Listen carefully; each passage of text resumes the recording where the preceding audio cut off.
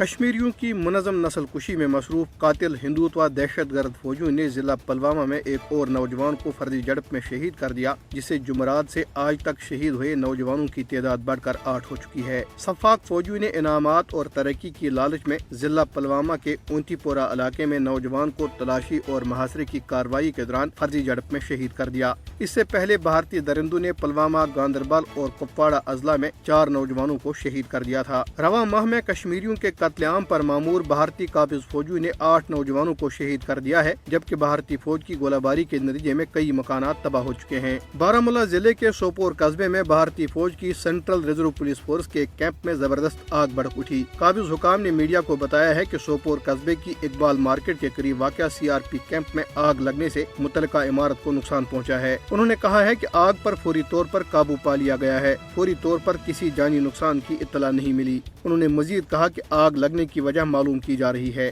ادھر جموں شہر کے ریزیڈنسی روڈ پر ایک پراسرار دھماکے میں 3 افراد ہلاک اور 15 سے زائد زخمی ہوئے ہیں۔ دھماکہ اتنا شدید تھا کہ اسے آس پاس کا پورا علاقہ لرز اٹھا اور ارد گرد کے عمارتوں کو نقصان پہنچا، جبکہ دھماکے کی جگہ آگ بھڑک اٹھی۔ کرناٹک ہائی کورٹ نے مودی کی زیر قیادت BJP کی بھارتی حکومت کے ہندوتوا ایجنڈے پر عمل درآمد کرتے ہوئے ریاست کے تعلیمی اداروں میں مسلم طالبات کے حجاب پر پابندی کے خلاف دائر کئی عرضداشتوں کو یہ کہتے ہوئے مسترد کر دیا ہے کہ مسلم خواتین کا حجاب پہننا اسلام کا لازمی جز نہیں ہے۔ عدالت نے اپنے فیصلے میں کہا ہے کہ حجاب پہننا اسلام میں ضروری عمل نہیں ہے، لہذا تعلیمی اداروں میں ڈریس کوڈ سے متعلق حکومت کی ہدایت کو برقرار رکھا جانا چاہیے۔ عدالت نے مزید کہا کہ اسکول یونیفارم پر طلباء کا اعتراض درست نہیں ہے اور حکومت کو اس سلسلے میں حکم نامہ جاری کرنے کا پورا اختیار ہے۔ نیشنل کانفرنس کے نائب صدر عمر عبداللہ اور پیپلز ڈیموکریٹک پارٹی کی سربراہ محبوبہ مفتی نے مسلم طالبات کے حجاب پہننے پر پابندی برقرار رکھنے کے کرناٹک ہائی کورٹ کے فیصلے کو انتہائی مایوس کن قرار دیا ہے۔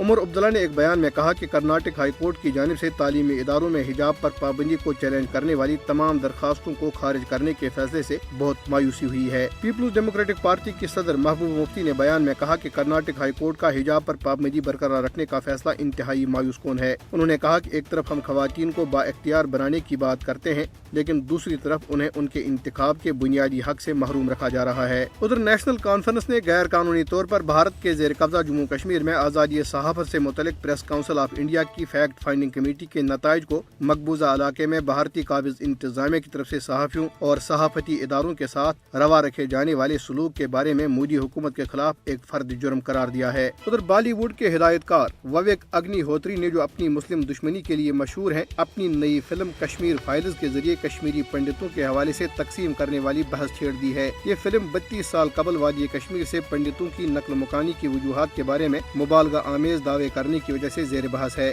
دہلی میں مقیم صحافی سمرت چودھری نے کشمیر فائلز کو ظالمانہ پروپیگنڈے پر مبنی قرار دیا ہے۔ ایک اور صحافی محمد زبیر نے کہا ہے کہ فلم میں بھارت اور مقبوضہ جموں کشمیر میں مسلمان اقلیت کے خلاف نفرت پھیلانے کے لیے پنڈتوں کے مسئلے کو ہتھیار کے طور پر استعمال کیا گیا ہے۔ بھارتی وزارت داخلہ نے اعتراف کیا ہے کہ جموں کشمیر میں 2020 تک 3 سالوں میں غیر قانونی سرگرمیوں کی روک تھام کے کالے قانون UAPA کے تحت 750 افراد کو گرفتار کیا گیا۔